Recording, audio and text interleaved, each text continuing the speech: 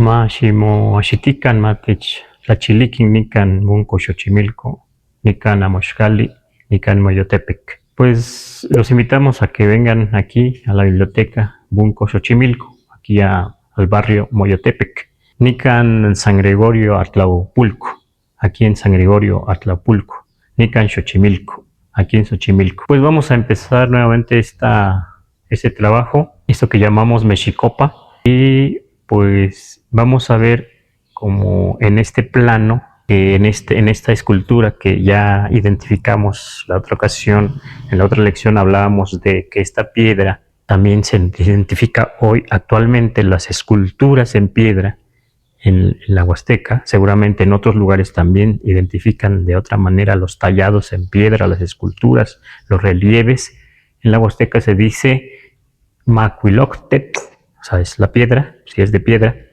Macuiloctli puede ser también en madera, pero eso es lo labrado, Macuiloctli. Y estamos viendo precisamente aquí, voy a señalar, esta es la piedra, que es la parte de atrás de la llamada piedra de la guerra sagrada o silla de Moctezuma.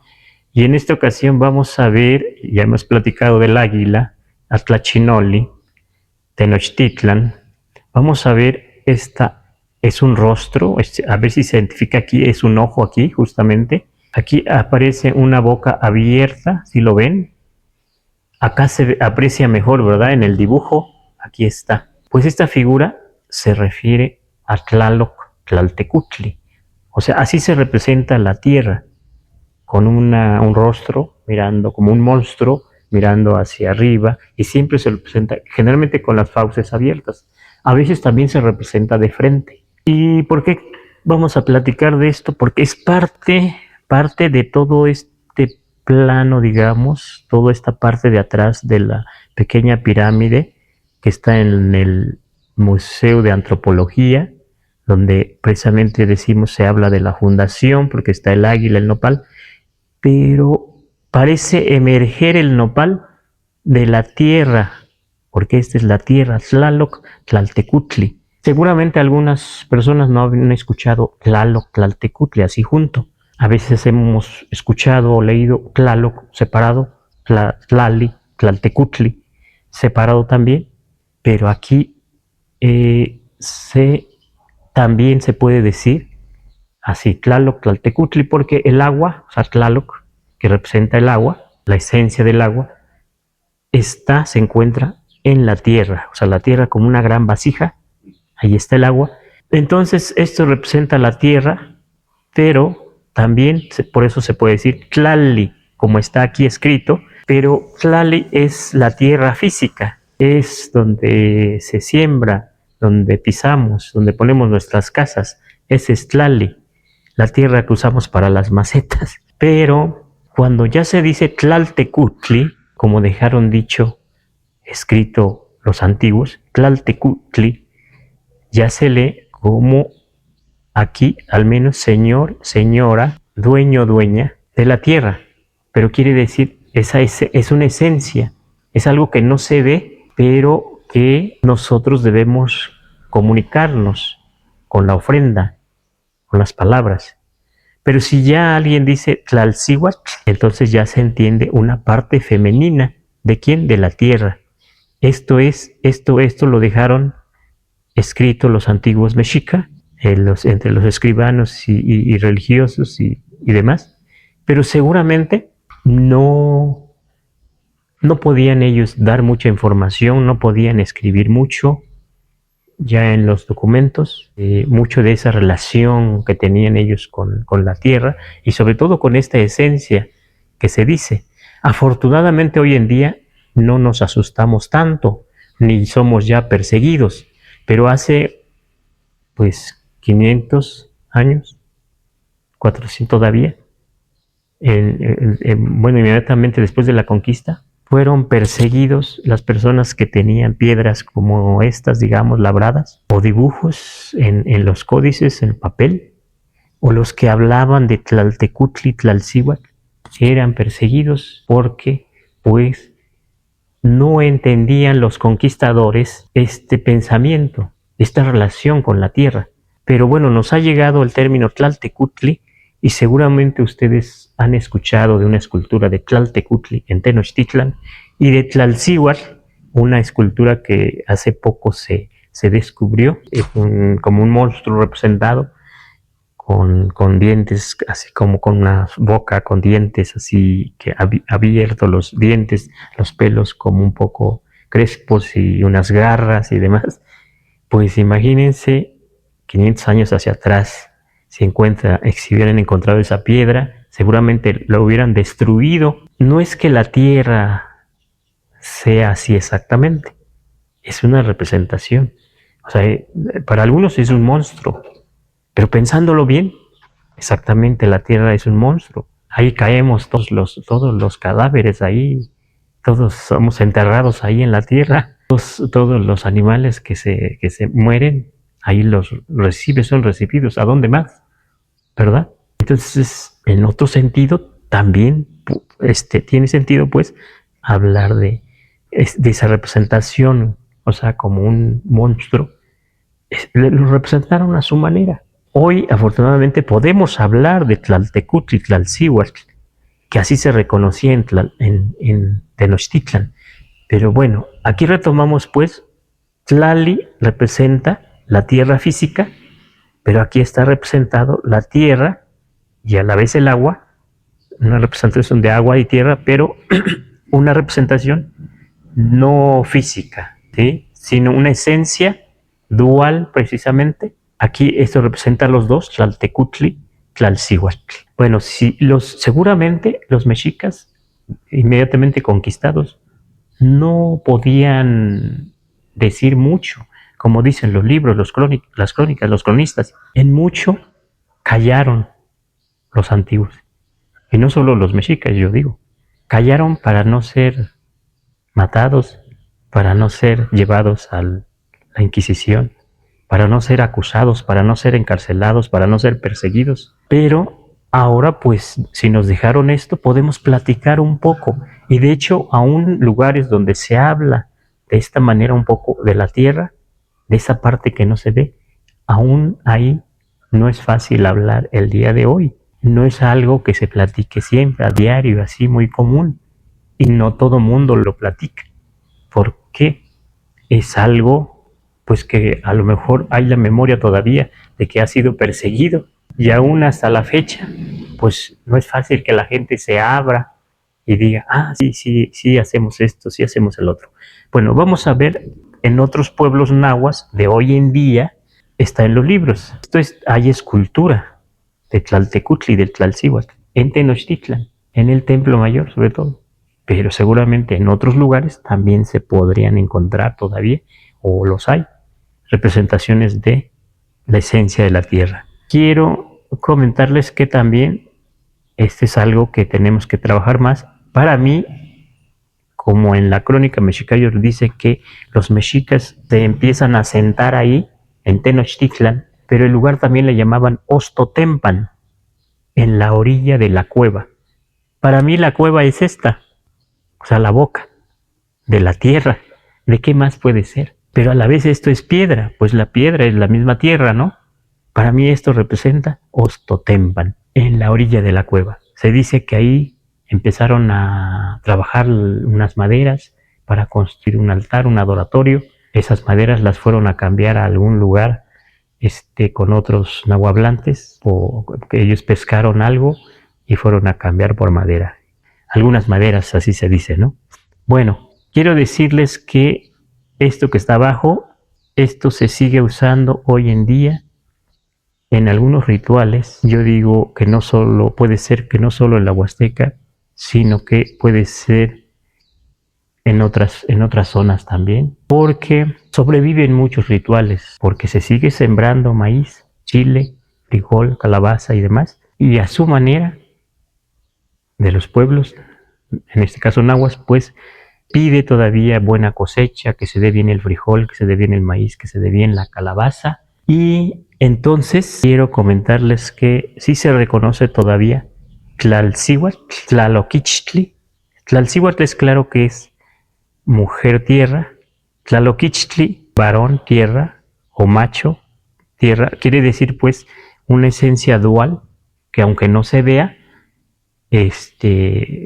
para el pueblo que sigue haciendo el ritual, o como se dice, sigue dando de comer a la tierra, sigue ofrendando, la sigue viendo como madre, como padre, como señor, como señora, como autoridad, como dueña, como dueño, que sustenta, que da todo, que da el maíz, que da el frijol, que da el chile, que da todo lo que sembremos. Es entonces Tlalcihuatl, Tlaloquichtli. Pero como es dual, hay una palabra que también encierra esa dualidad. O sea, así como aquí Tlaltecutli indica los dos. De hecho, se parece, si lo ven. Tlaltecu, acá dice Tecu, eso es lo que quiere decir algo que tiene autoridad, algo que es señor, señora, algo que es dueño, dueña, padre o madre, ¿sí?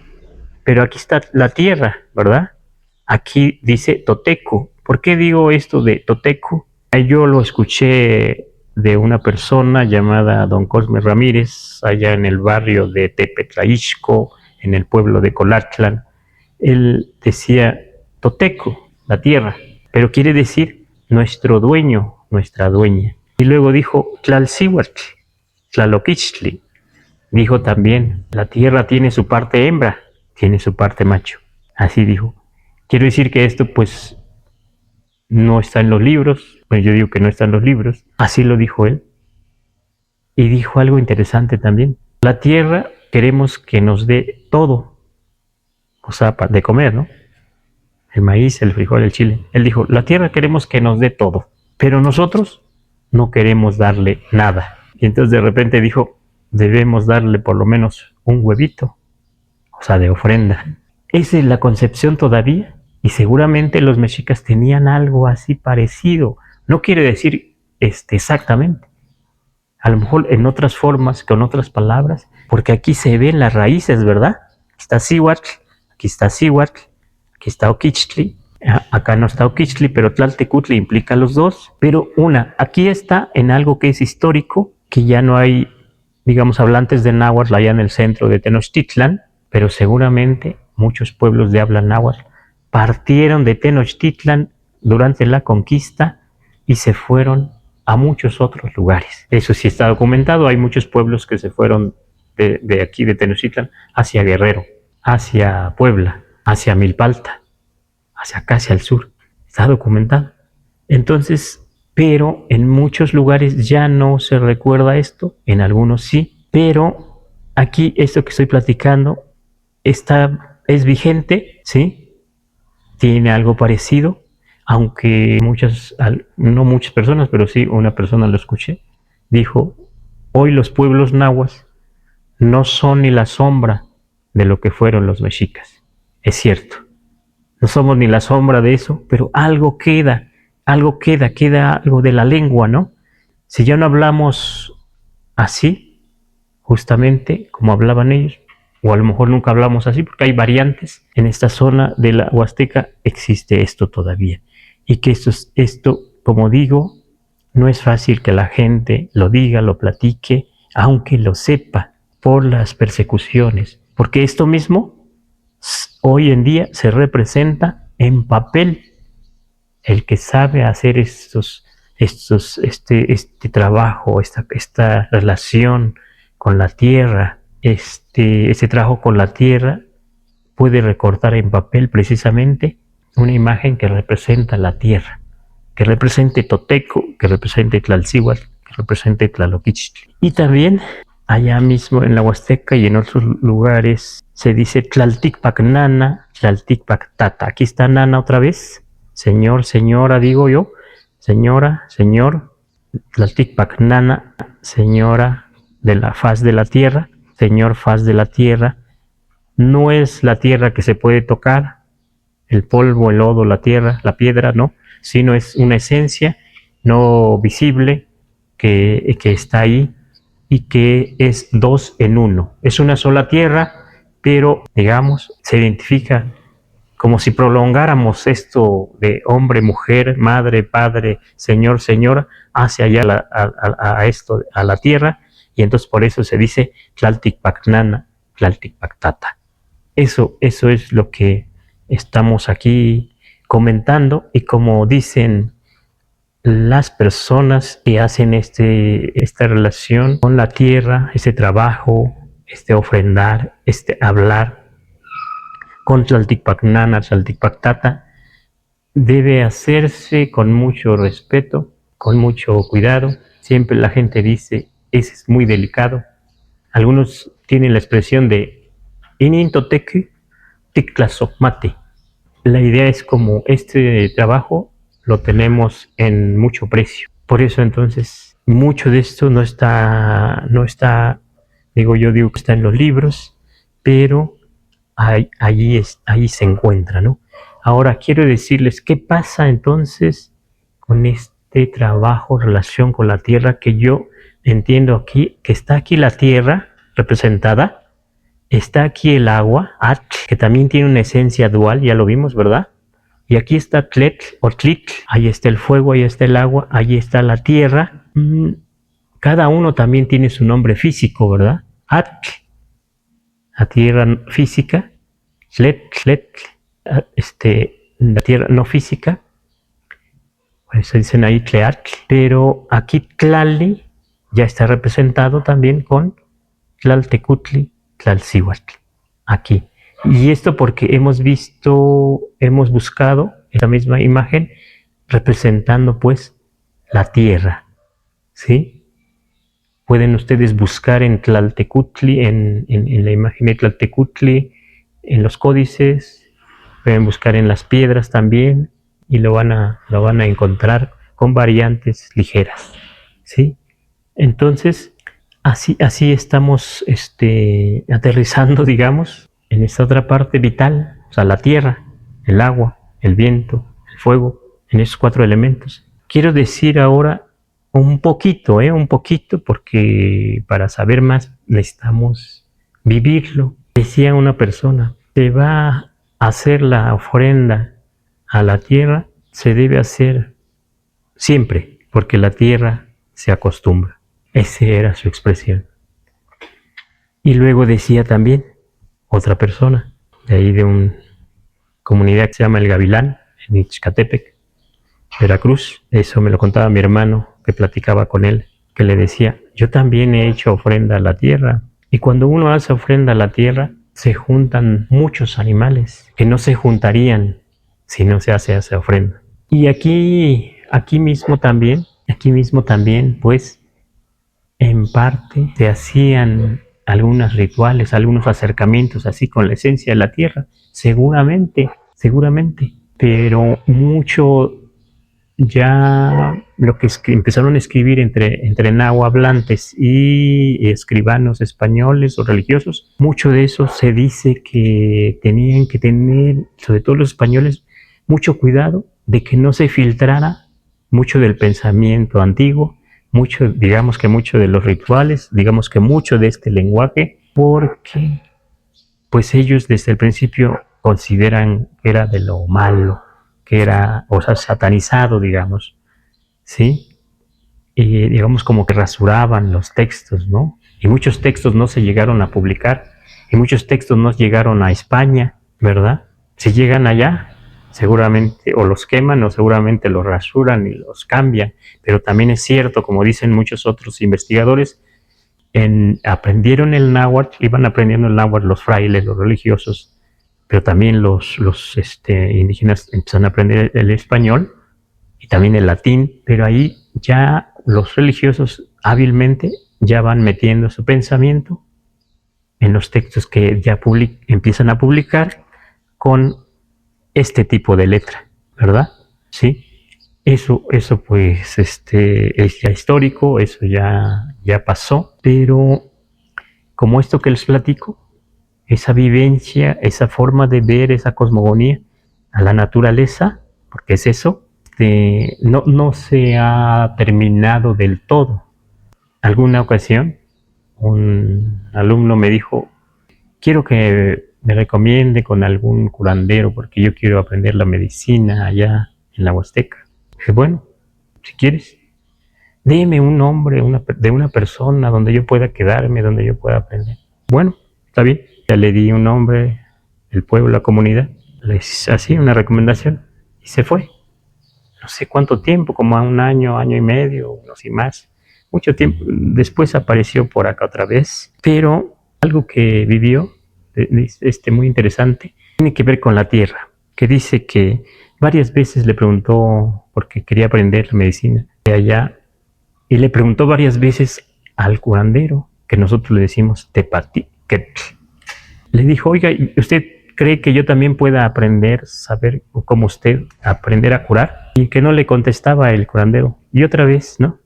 Oiga, ¿usted cree que yo también pueda?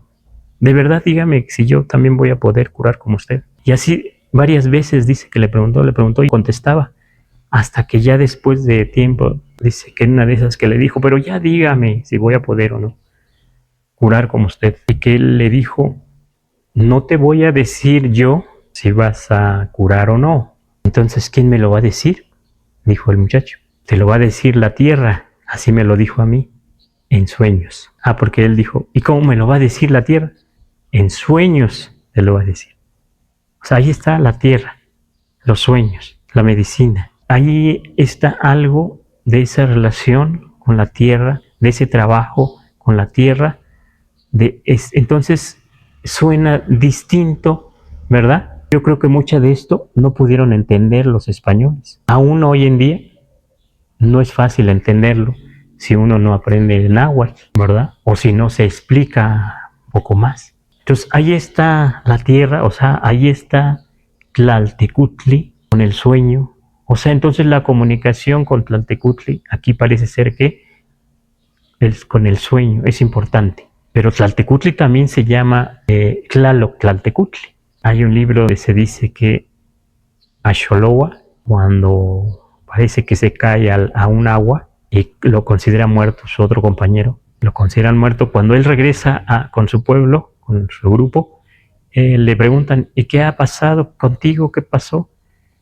El otro compañero que regresa con el pueblo antes dice, yo pensé que se había muerto Axoloa, por eso vine para acá. Pero resulta que no había muerto Axoloa, el que posee el ajolote, ese es su nombre. Y entonces dijo, pues no, yo me caí al agua. Algunos dicen como que algo lo jaló. Interesante lo que dice, pero lo que pasa dice, es que yo ya he hablado con Tlaloc Tlaltecutli, ahí está Tlaltecutli, y me ha dicho que este es el lugar. Pero dice, me ha hablado en sueños también. Claro, aquí tratamos de decirlo pues con mucho respeto, todo merece más una explicación más amplia, si es que no está en los libros, pero seguramente, o sea, los pueblos nahuas que practican esto tienen estos datos, tienen esta información y más, ¿sí? Uh-huh. Entonces, esa es un poco esta relación que digo con la tierra, con el agua también, ¿sí? Porque está pues aquí esta imagen. Aquí se ven como corriente, ¿verdad? De agua. Aquí también, ¿sí? Ahí está el agua. Y pues está muy claro que se dice en la crónica Mexicayor que junto a una cueva, ahí creció el grande nopal. Junto a una cueva, en la orilla de la cueva. Y el águila que estaba sobre el nopal, lo que comía ya incluso de hace tiempo, caían adentro de la cueva plumas, patitas de pájaro, cabezas, plumas de diferentes colores, hermosos colores. Y aquí junto a la piedra, junto al tunal, junto al árbol de tunas duras, estaba un nido de águila. Claro, aquí ya en este Macuiloctli, o sea, una escultura de piedra, Macuiloctec, ya están trabajando, digamos, una especie de tlacuilo, o sea, un escribano o un escultor, pero que sabía cómo representar palabras, como ya lo hemos ido viendo, ¿verdad?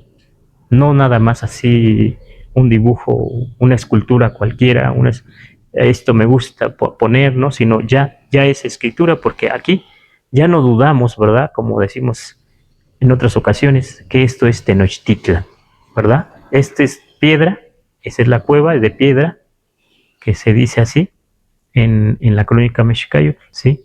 Bueno, no sé si tengan alguna otra pregunta comentario. Había dicho que las representaciones cambiaban el significado, ¿no? Por ejemplo, de las piedras, si estaba arriba o hacia enfrente, ¿no? Pero así, ¿qué significa? ¿O qué significado tiene? ¿O para qué lo ponen cuando lo ponen la imagen de la tierra hacia enfrente o de frente?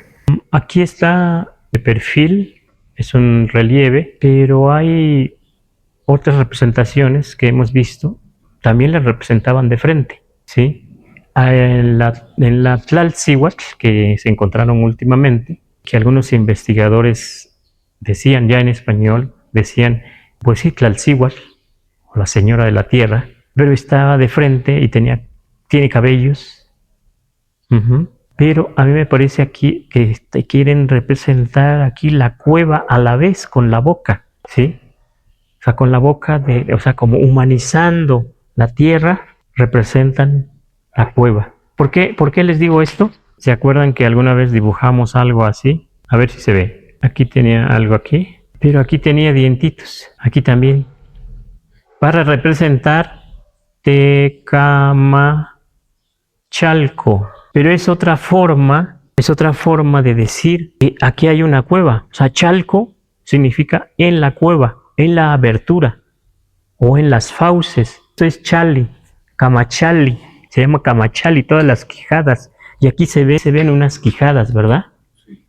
Aquí está el Camachali. Aquí también algunas otras personas podían decir, nahuablantes, Camachali, estos, quijadas. Y entonces si yo digo Camachalco, Tecamachalco, aquí también un nahuablante podrá entender, pues es una abertura esa de piedra, o sea, es una cueva de piedra. Aquí esto es lo que dice Tecamachalco. Aunque también hemos visto Chalco nada más, que también significa pues el lugar de la abertura o del cráter o de resumidero. Y Cama significa boca, pues aquí da la idea de boca, ¿verdad?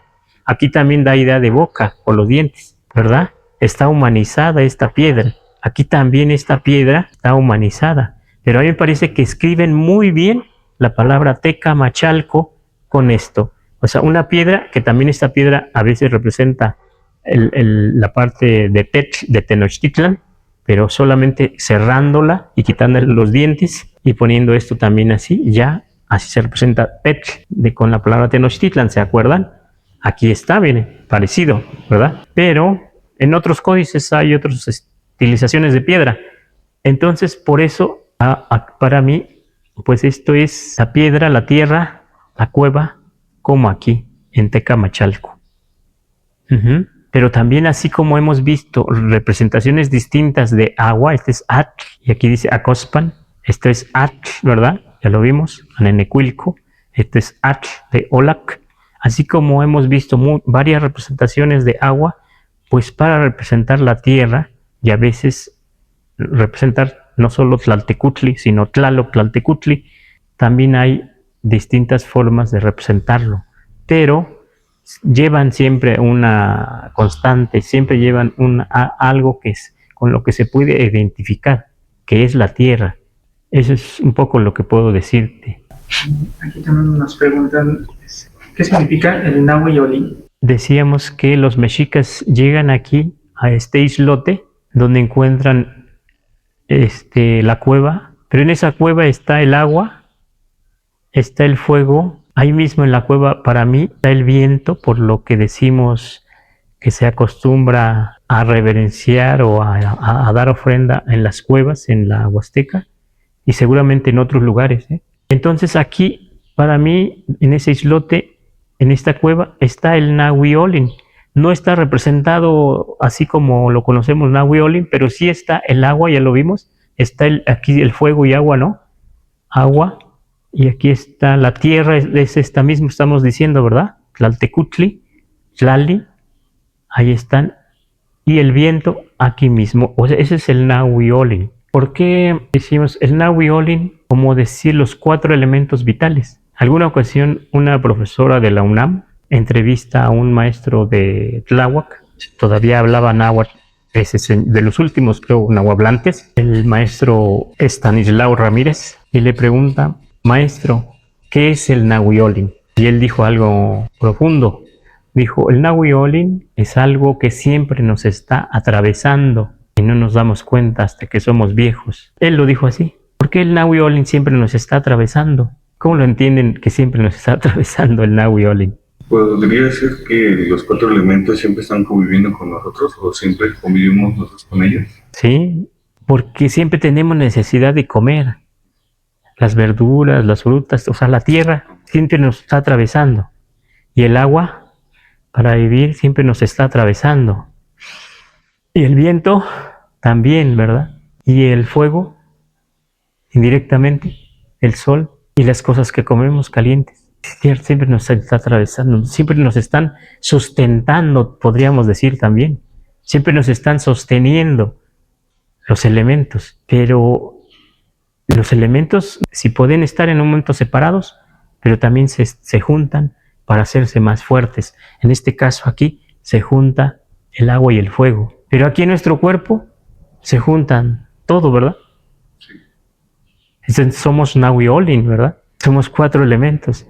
Eso contestó el maestro Stanislao Ramírez a esta profesora, a esta doctora de la UNAM, y que a veces es cierto, o sea, no lo pensamos porque estamos tan acostumbrados a comer, a bañarnos, a usar el agua, a respirar así muy natural, pero no lo pensamos en que pueda representarse exactamente, en que podemos representarlo, dibujarlo, ¿verdad? Exactamente el Nahui Olin, ahí en el calendario, si lo checan, lo ven, allí están representados los 4 elementos. Bueno, entonces, ¿por qué entonces aquí es importante encontrar aquí estos elementos representados en la fundación de Tenochtitlan? Pues esa es la vida, ¿no? Esos 4 elementos. Hasta la fecha es vigente para nosotros, ¿no? No podemos estar sin agua, no podemos estar sin los alimentos, sin el viento. Dicen que el viento lo representa dentro de la escoba, ¿no? Pero no sería como que ahí no hubiera tanto viento. Sería muy bueno. Para mí sería otros lugares donde podrían representarnos el viento afuera. Claro. Sí. Lo poco que queda en la Huasteca, sobre todo, pues que conozco un poco algunos pueblos y donde se hacen algunos estos tipos de rituales, de ofrendas a los elementos, porque pues somos campesinos, trabajamos con esos elementos para tener el maíz, el frijol, el chile, la calabaza. Generalmente en las cuevas es donde se dice que se debe dejar las ofrendas, donde se debe acercar a hablar con el viento. No recuerdo muy bien un rezo que dice, porque se le dice también Yowali Ejecatl. Ahí está Ejecatl. Y le dicen, Yowali Ejecatl, ya ponte contento, ya no estés enojado, porque cuando estás contento hay nubes, hay lluvia y hay buena cosecha y hay que comer. Y cuando estás enojado no hay mucho que comer. Así es la petición, pero es más largo. Por eso te hemos traído este canto, te hemos traído esta danza, te hemos traído esta ofrenda para que ya estés contento. Porque en la realidad el viento, ya ven que de repente si viene un viento fuerte, un remolino, un viento fuertísimo del norte así, puede destruirnos la casa, los techos de paja, de palma, de tule, de zacate, nos tira los postes aquí en la ciudad, ¿verdad? Nos tira los árboles. Si viene viento con agua, se juntan esos 2 elementos, pues se hace como ayer, antier, que se hizo una tromba por allá, se interrumpió un evento porque dicen todo se inundó. Había como ríos, decían que bajaban de los cerros. Se interrumpió un evento. O sea, el viento así es, natural. El viento fuerte, a veces, lejos de ayudar a la cosecha, lo destruye, ¿no? Entonces, así también entienden todavía en los pueblos nahuas, como decía don Cosme, porque hay vientos buenos y hay vientos malos. Hay vientos que ayudan a que crezca el maíz y hay vientos que no. Pero el agua también es así, ¿verdad? Como lo vimos ayer. También puede afectarnos, puede hacernos daño con el agua. Podemos morir de sed podemos morir de sed si no hay agua. Igual los alimentos, ¿no? O sea, todos los elementos son necesarios, pero también son fuertes, son destructivos. Eso yo lo que entiendo aquí, entendieron muy bien los antiguos y todavía los de ahora lo entienden los pueblos. Yo creo que no solo nahuas, sí, lo entendemos, pero sobre todo cuando se siembra algo en el campo, a campo abierto, se puede ver eso, se puede tener esa cercanía, esas experiencias, esa convivencia con lo natural. Pero si nada más vamos a la tienda por la fruta, por el agua, vivimos otras cosas, ¿verdad? Por la comida, vivimos otras cosas.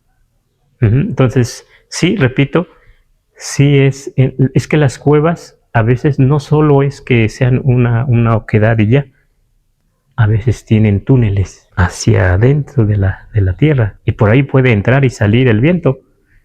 Por eso entonces se toma así, ¿sí? Y aquí lo digo pues con mucho respeto también para los pueblos que conservan esto, ¿sí? Esta tradición, estas costumbres, los que conservan estos rituales, los que conservan ese trabajo, como allá se dice, es muy delicado, es de mucho cuidado, debe hacerse con mucho respeto. También aquí lo decimos así, de esta manera. ¿Alguien más tiene alguna pregunta, comentario? Pues estamos viendo esta pieza aquí que no tiene color, aunque nosotros coloreamos el atlachinoli, como decimos, para ayudarnos. En una lámina la pusimos así, aquí como esta le pusimos color. Aquí eso es una reconstrucción, si ustedes ven, de la figura, estas figuras del águila, del nopal, de la tierra, del agua, de las tunas. Aunque aquí se ve que se está destruyendo, aquí se reconstruyó, es cierto, pero sí se reconoce, ¿verdad? Se reconocen muchas de las figuras que están aquí. Ya veremos la parte de adelante también, tendremos que ver la parte de adelante, porque la parte de adelante es donde está Huitzilopochtli y es donde está el calendario representado, el Tonalpohualli o Tonalmachiotl, y también vienen algunas fechas. Sí, pues sí, también los invitamos incluso a los compañeros nahuablantes que puedan opinar, decir de esto que estamos platicando, porque pues ya ninguna región nahua lo tiene todo. En muchas regiones nahuas se está perdiendo el idioma. Como ustedes saben, aquí en la ciudad se está perdiendo fácilmente. Solo se habla por aquí cerca, muy cerca, aquí a 20 minutos, aquí en San Pedro, Tocpan, Chicomulco, Milpalta, Santana, de los últimos hablantes. He escuchado que hay hablantes en Tezonco. En alguna ocasión en una clase llegó una joven y dijo que su abuelita hablaba todavía de Tezonco, de Iztapalapa. Me parecía muy interesante porque en la zona urbana todo se va perdiendo fácilmente. Y aún los que venimos a la ciudad, acá a la Ciudad de México, y hablamos el náhuatl, algunos pues por necesidad debemos trabajar en español o estudiar en español, sobrevivir en español, entonces usamos más el español y entonces la lengua náhuatl se queda como segunda lengua. Seguramente les pasa a otros también, aunque algunos otros que vienen como en grupos o familias, sí se escucha todavía que hablan. Eso es una cosa muy bonita y muy interesante que pasa aquí todavía en San Gregorio Tlaupulco, donde el pueblo, digamos, de Hueyapan, o mucha gente que viene de Hueyapan a trabajar a las chinampas, a la albañilería, a otras cosas, se escuchan las familias, las mamás, cómo le hablan a sus hijos jóvenes y niños, las parejas, en las tortillerías, en los lugares donde se venden comida o artesanías, como estos huipiles, como estos quechquemis, ¿verdad? Podemos escuchar todavía aquí en los mercados de este pueblo, sobre todo de Hueyapan, aunque hay de otros lugares. Me ha tocado aquí hablar con gente de Guerrero, que hablan náhuatl, de Oaxaca también, y de otros lugares. Pues debemos seguir trabajando, de seguir escribiendo para que esta lengua pues no se pierda, ¿verdad? Yo creo que esta es una forma de valorar la cultura, la lengua, porque aquí hay muchas palabras. Aquí hay muchos verbos. Dijimos que aquí está el verbo tlatla, quemar. Atlatlayan, dicen que se llamaba ese manantial. Está el verbo quetza. Aquí están los pies del águila, por eso se dice que se llamaba aquí Cuautli y Nequetzayan, el lugar de erguirse del águila, donde el águila se detiene, se para. Y como aquí está abierto el pico, da la idea de que sí grita, Pipitzca, como decían los antiguos, Cuautli y Pipitzcayan, del águila grita. Pipitzca es un verbo, eso es valioso, ¿verdad? Está diciendo que es escritura. Cuautli y Netomayan, donde el águila se extiende, y aquí da la idea de que sus alas no están rígidas, sino que está extendiendo sus alas, ¿verdad? Eso es muy valioso. Lo otro es Cuautli y Tlacuayan, lugar donde come el águila, ¿verdad? Y sí, aquí se dice que comía el águila aquí. Come Tlacua. Hay más verbos, ¿verdad? Tlacua, Tlatla, Quetza, Netoma. Entonces, pues, yo digo que de esta manera, encontrando algo escrito en una piedra, en un dibujo, en un códice, pero si encontramos que los pueblos de ahora, de habla náhuatl, aunque ha cambiado el náhuatl, se conserva algo parecido, algo cercano, una visión parecida, en este caso con la tierra o con los elementos, eso es muy valioso, ¿verdad? Muy valioso. Yo pienso que esto, por estas cosas que nos dejaron los antiguos, debíamos pensar en no perder esta lengua. Debíamos pensar en estudiar esta lengua. Debía animarnos, ¿no? Debería animarnos. Y aún esta complejidad de símbolos debería animarnos a estudiar la lengua náhuatl. Esta complejidad de símbolos, con esto nos están diciendo cómo pensaban los antiguos, cómo veían la naturaleza, así a grandes rasgos, cómo era su pensamiento. Es como que lo más cercano que podemos tener, ¿no? Por lo que nos pudieron tocar los españoles, ¿no? Pues muchas piedras se encontraron mucho después ya de la conquista, como el calendario, el Tonalmachiotl, el Tonalpowali, como pues esta misma y otras más, pues no pudieron ser destruidas. No sabemos cómo quedaron entre los escombros. No sabemos, no se destruyó todo. Mucho sí se destruyó, se dice, ¿no? Los mismos cronistas lo dicen. Pues esta piedra no solo es esta piedra la que puede decirnos de la escritura. Hay otras piedras donde se representan conquistas, ¿sí? Pues el calendario azteca, ahí se representan ciclos, ¿no? De cuentas del tiempo, ciclos de 20 en 20, ciclos diferentes de los meses, los años, ¿no? El tiempo. No sé si tengan más preguntas ahí. Sí, dice Ángel Ortiz, dice, ¿usted da clases o solo lo hace para la plataforma? Nos pregunta en qué lugar es la clase. Sí, bueno, queremos decirles que sí tenemos un espacio aquí. Lo que hacemos es ver los nombres de lugares, los pueblos, los parajes, los apellidos y demás, así más o menos como estamos trabajando. Pero hay un lugar en Zacapan, Nativitas, aquí mismo en Xochimilco, detrás del centro de salud de este pueblo, la calle Pinos, atrás del centro de salud del pueblo de Santa María Nativitas, Zacapan, muy cerca del bosque de Nativitas. Allí estamos. Si buscan en internet, digamos, el centro de salud del pueblo de Zacapan Nativitas, ya ahí está muy cercano. O sea, está junto, pues. Estamos casi atrás, pegaditos. En la calle Espino casi no se ve. Ahí estamos los viernes por lo pronto estamos de 4 a 6 de la tarde con la clase de náhuatl. Bueno, nos pregunta de dónde surgen los pueblos originarios de México. Lo que yo entiendo, y como dicen los fuentes, los historiadores, pues mucho de los pueblos indígenas en México, algunos dicen que venimos por el estrecho de Bering, o sea, hacia el norte, y venimos avanzando hacia el centro, y pues que tenemos que ver con los pueblos asiáticos, ¿verdad?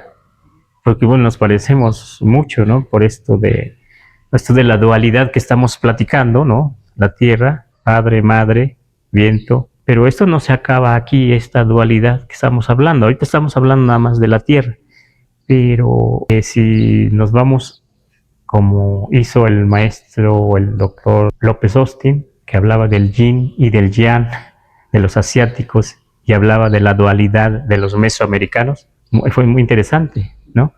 O sea que yo lo que entiendo es que venimos, somos parte de los pueblos, algunos dicen mongoles, pues asiáticos, y venimos hacia acá hace mucho, mucho tiempo, pero también muchos pueblos originarios, pero también algunos dicen, por ejemplo, tengo amigos que se les dicen ñondá, y ellos también se les dice amuzgos, me parece que viven en la zona de Guerrero. He escuchado de un pueblo llamado Xochitlahuaca, no sé si hay otros pueblos por ahí que hablen esta lengua, yo tengo un amigo, pero ellos dicen que sus mitos de origen dicen que vienen de Oceanía, que parecen ser que no pasan por el estrecho de Bering, que vienen de Oceanía. Así están los datos, ¿no? También es posible, ¿verdad? También es posible, hay corrientes marinas, ¿no? Eso es lo que yo puedo decir. Hace poco decían de un pueblo de Estados Unidos, un grupo indígena, se dieron cuenta de que unos cantos que tienen ellos se parecen a unos cantos de un pueblo hacia Sudamérica, los cantos. Y según esto hicieron estudios ahora genéticos y resulta que son parientes. Pues sí, eso es un poco lo que podríamos decir de nuestro origen, ¿no? Pero también pueden leer los documentos antiguos, leer a Sagún, leer a los historiadores, ¿no? Sobre los pueblos mesoamericanos. Hay mucho escrito también, ¿no? Pero bueno, eso es lo que yo puedo decir. Solamente quiero agradecer los que nos han seguido, nos siguen. Agradecer mucho también los amigos nahuas que también nos escriben. Eso nos ayuda. Y los comentarios también nos ayudan. A veces nos anima mucho para seguir trabajando. Plazo Kamati, Huelmiek. Muchas gracias. Y pues nos vemos en otra sesión.